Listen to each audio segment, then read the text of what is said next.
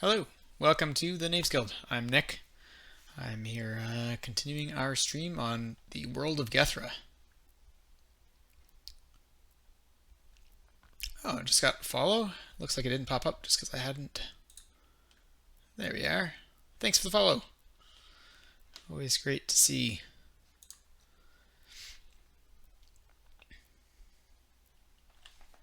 Feel free to say hi if you'd like. We're an interactive world building persistent history game curated by myself, an author and gamer. Hello.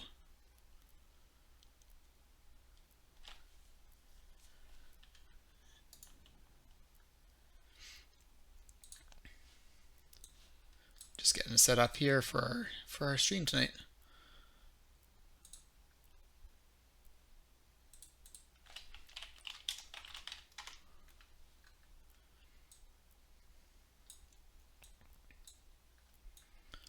So most of the magic happens here on the World of Gethra wiki. You can access the link if you'd like yourself down below in my About panels. Yeah, we have all different people come in, create characters. We've got a whole kind of history that's unfolding, and you can see here, we have the players right from the Twitch chat involved right on the wiki. So.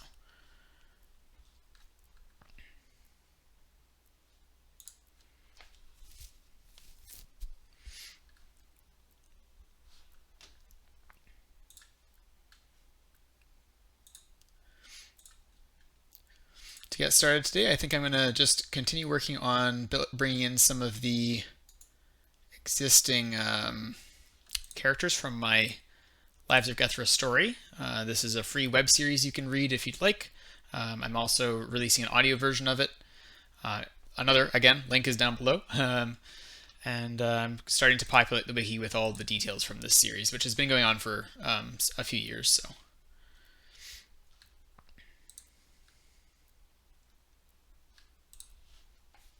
But yeah, if you have any questions, feel free to ask them. If you'd like to get involved, we can see if we get a few people responding in the chat, and we'll get going. Hello, Babacus. Welcome back.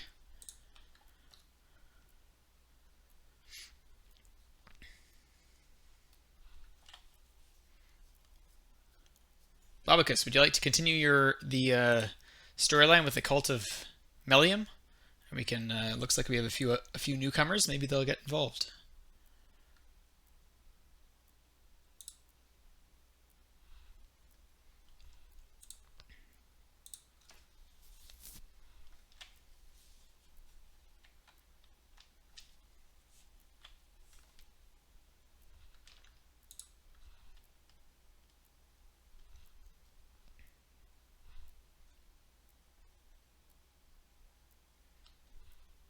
Great. I'll have to look into some of those as well.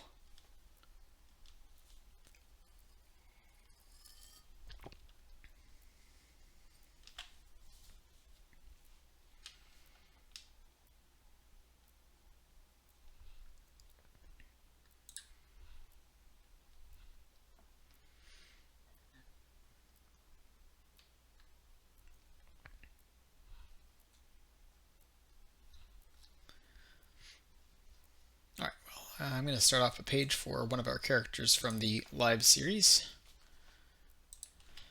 Bano.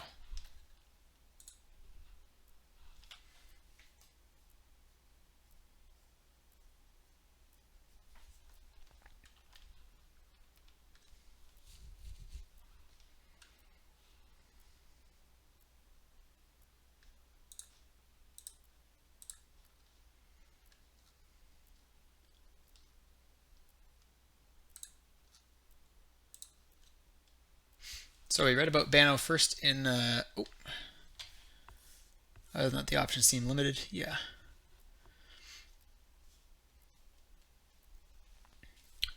Yeah, well, I think I don't think that we would have too big of an issue with asymmetry, because as I mentioned before, magic is not super powerful in this world compared to Dungeons and Dragons. So I think we wouldn't be too it wouldn't be too difficult to just have, characters able to perform some small magical tricks and also be fighters. So.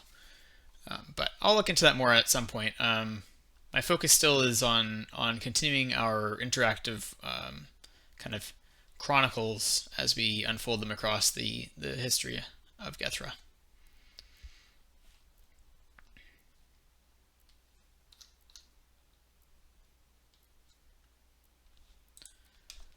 All right.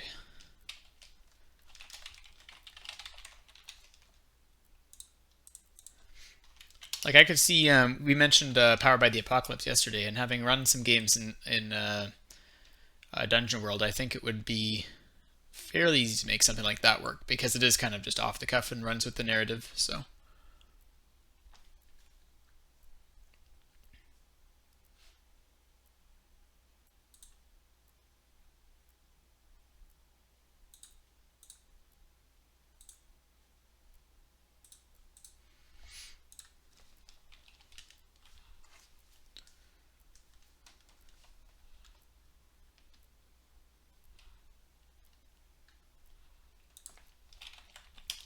All right, so let's see here.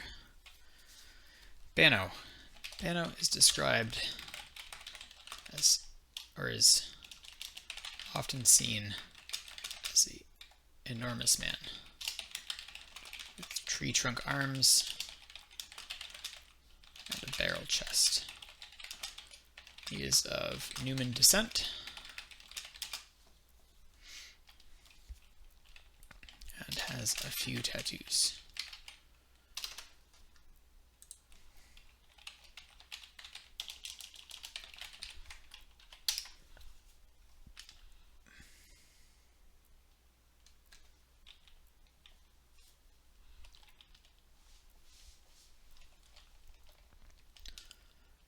Some history on Bano. Bano serves as one of the chief advisors to Venuth's caravan.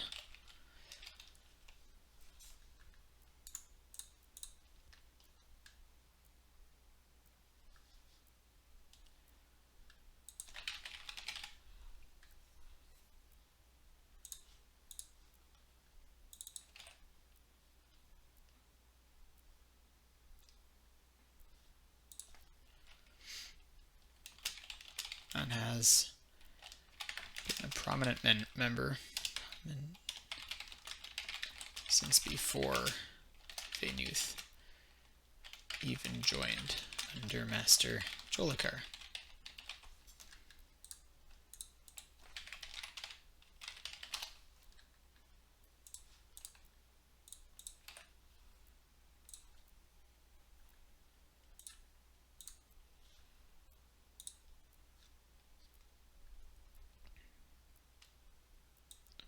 Order seems to have changed around on me again. Maybe it doesn't save it.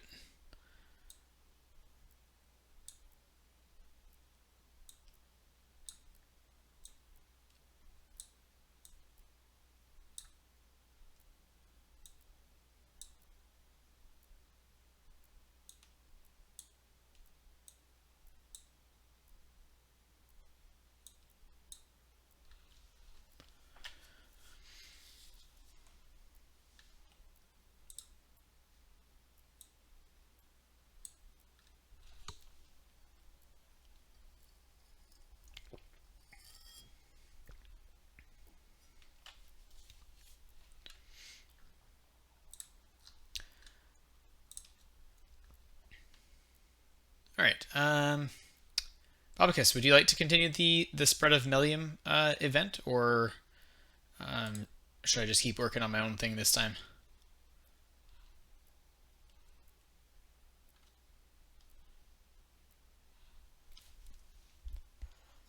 Yeah, sounds good. We won't know what Aeon Isitar is up to this time unless we hear from Amun Ishtar. But we know that he's kind of set something in motion, so we can kind of work off of that and then, come back to it if we need to when Aemon is here. So the last thing that had happened was that Barapatane had waded into the lake of healing water at the Eye of Maga, and now has delusions of grandeur even greater than before. Nice.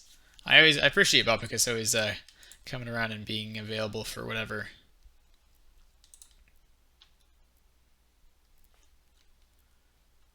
I know I don't have everything quite as figured out as some of the other streamers, but it's nice to have someone working with me here. Alright, seeing the Chaos Aeon in Sitar position key members against Patena wherever he could, slightly weakening some of the cult's organization. Oh yes, and Patena has begun eliminating members of the cult with seemingly no discretion. He's losing it. Alright, so let's see what will happen next.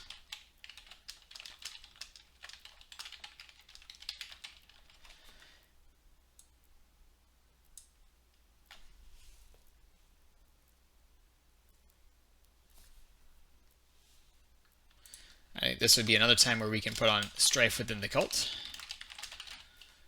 And it's going to have a fairly high chance, I think, this time, because Bear Patena has started killing off his own people. But people could become more, people are on board with this kind of radical cult already, so maybe they just see it as ordinary.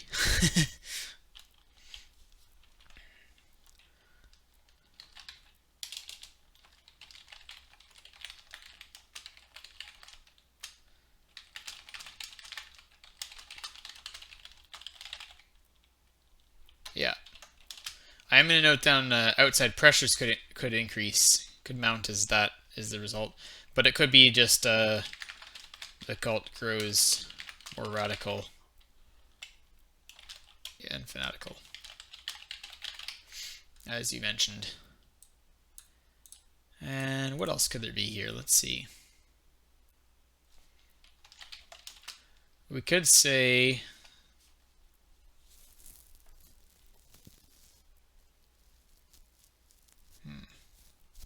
No, let's just stick with these options for now.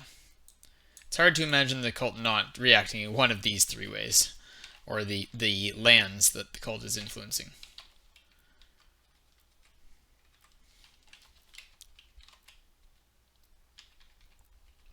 Let's roll it like that. And I will use my... I guess I better keep that up there. Make a smaller window so we can see the results as it comes up here. Alright, so here we are. We'll roll those options. 5. Strife within the cult, as we kind of expected.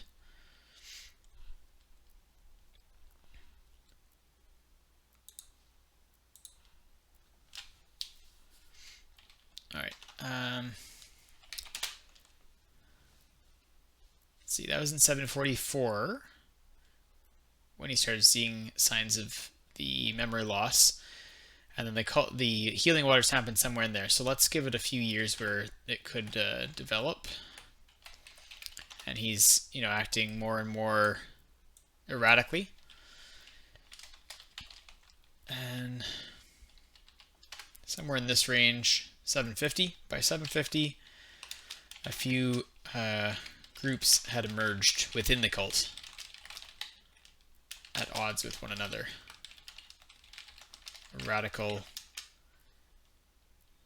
divide stuck with, well, a radical, let's say, some radical followers stuck with Bear Patena.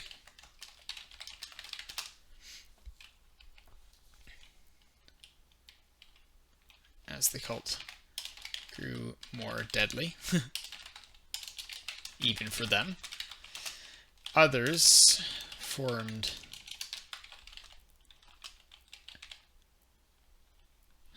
of course. Others formed an antagonistic divide that saw Patena as usurping his power from Melium herself. To Patena, these upstarts mattered little. There we are. Yeah, so so you're thinking he doesn't do anything about that. He just continues as normal? Maybe increases the amount of people he's killing off or kicking out? What do you think?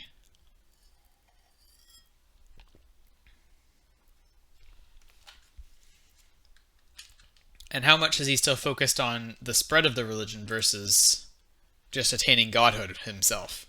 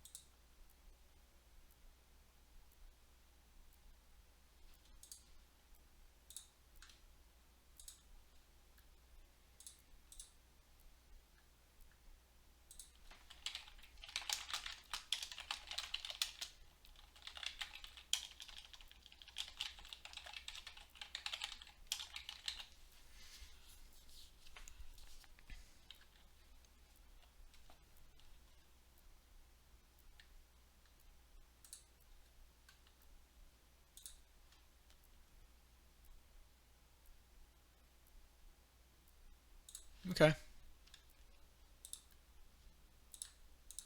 So we'll say after a period of insurrection, Pitane offered to accept the heretics back into his order if they swore fealty once more, and him once more. All right, let's see how does the followers of Melium respond to this then.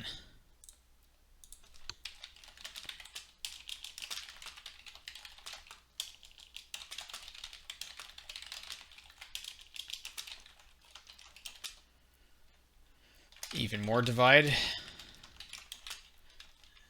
Some come back into the fold. Others do not. All come back into the fold. And I guess that sums them up. For even more divide, let's note in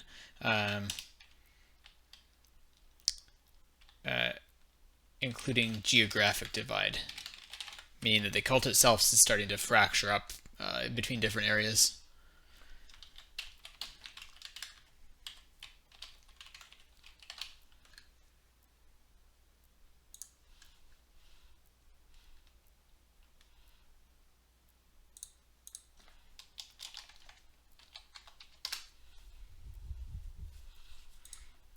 Oh, even more divide. This might be the fall of the cult. We'll have to see.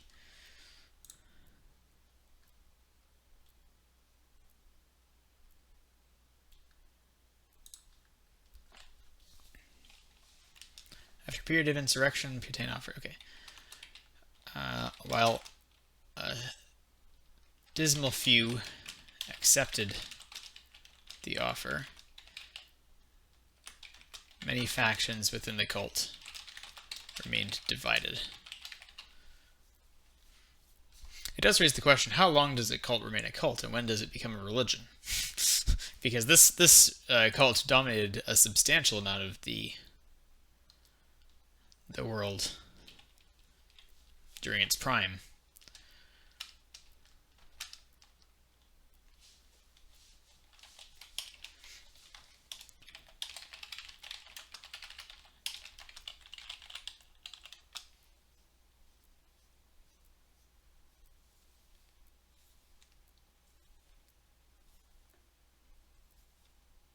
Nice. All right. Time to face them directly. It sounds like. Well, let's add this in. Turn to the east. Okay. So you kind of let some of that collapse and withdraws to the place it all started. And we'll say, kind of offshoot groups of the religion are out in the sea, and another one in here. Yeah. What about the healing waters of the Eye of Maga? Will he try to retain power there? It's a long trek along the Crimson Highway, but if he wants that healing access, of course, it didn't necessarily do him well, but he didn't know that. Okay, yeah, he's moved beyond that. All right. Geographic divides appeared along the sea at first. Kedar and Belisa. Then parts of Radrigar. Southern Radrigar, we'll say. Fell as well. Believing himself a god, Pitane abandoned even the healing waters of Maga and returned to his familiar heartland, Nereith. Let's check how old is Bara Pitane by this point.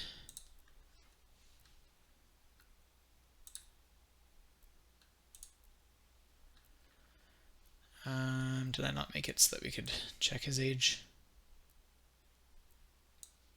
Oh no, because we just had him set up as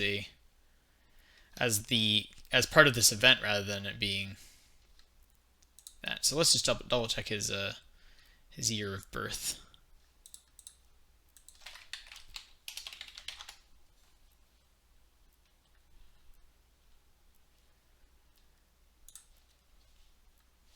(702).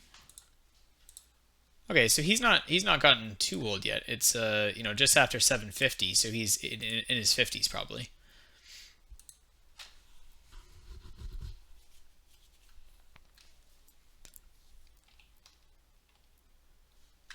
All right, let me check then. How does the cult fare ruling only in, well, ruling a smaller area? Consolidated power.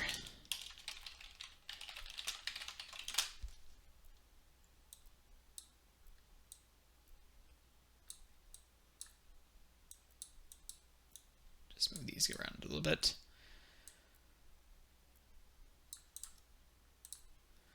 All right, consolidated power.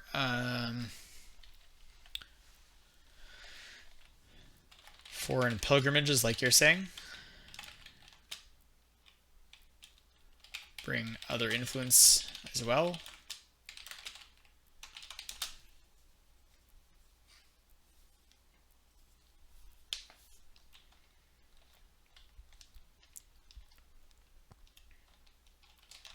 A newcomer shows a powerful ritual.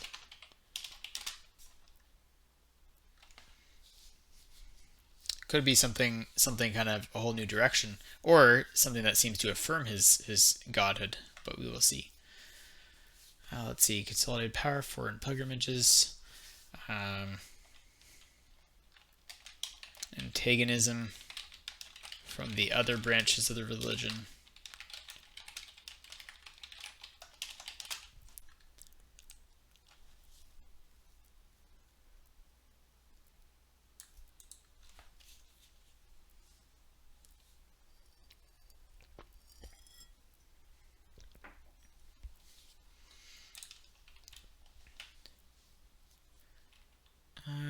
That probably sums it up fairly well. Kind of some new things that could happen, or it just goes as planned, or it goes not as planned.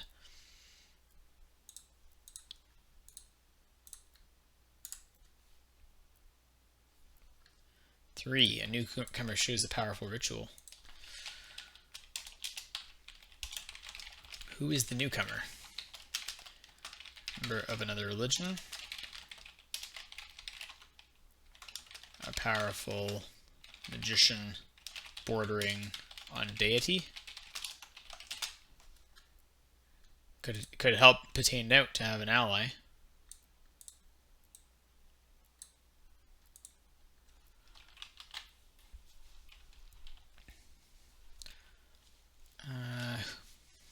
Let's see.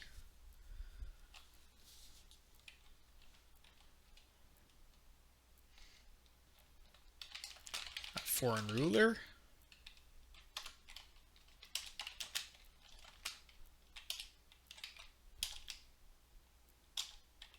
Yeah, sure. That we could put that down.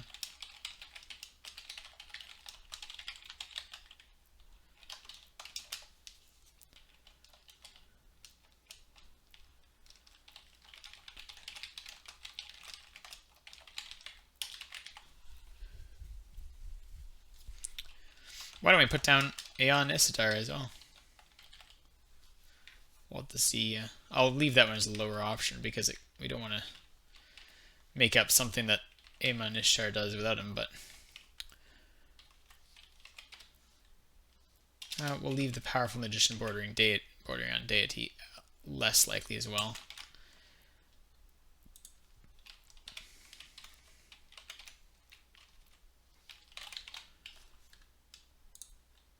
All right, 10. 9. Patan himself discovers the ritual. There you go. You've gotten fairly lucky, Bob, because calling out the options that we put on for you, and they get rolled.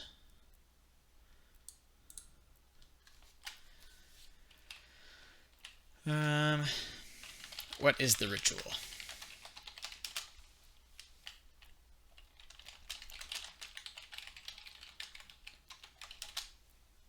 All is foreordained.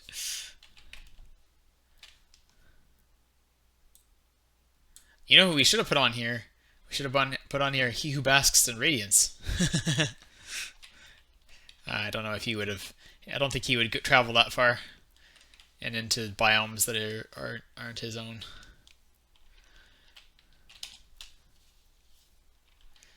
Just the deep lore. All right, a way to extend his age. A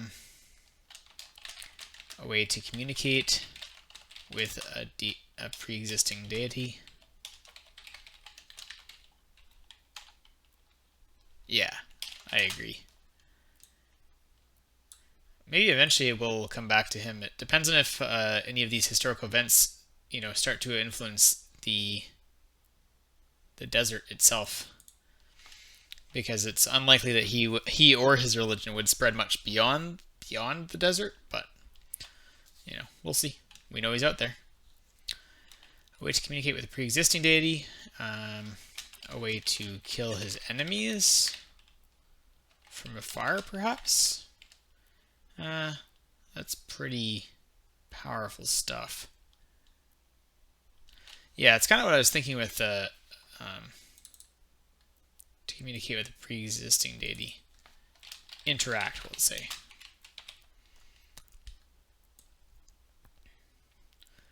A part of me wants to see that Melium become a real thing.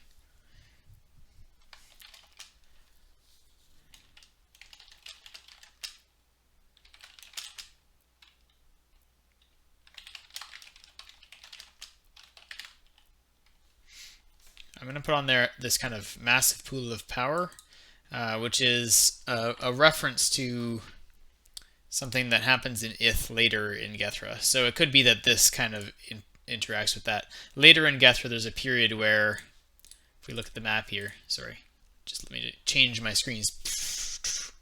But yeah, if we look here on the map, in Ith, there was, during the present for Lives of Gethra, it's ruled by these guys called the Mage Kings, and they're essentially just very powerful sorcerers that rule Ith and don't really give any cares about the commoners, and they just kind of are borderline demigods or something there.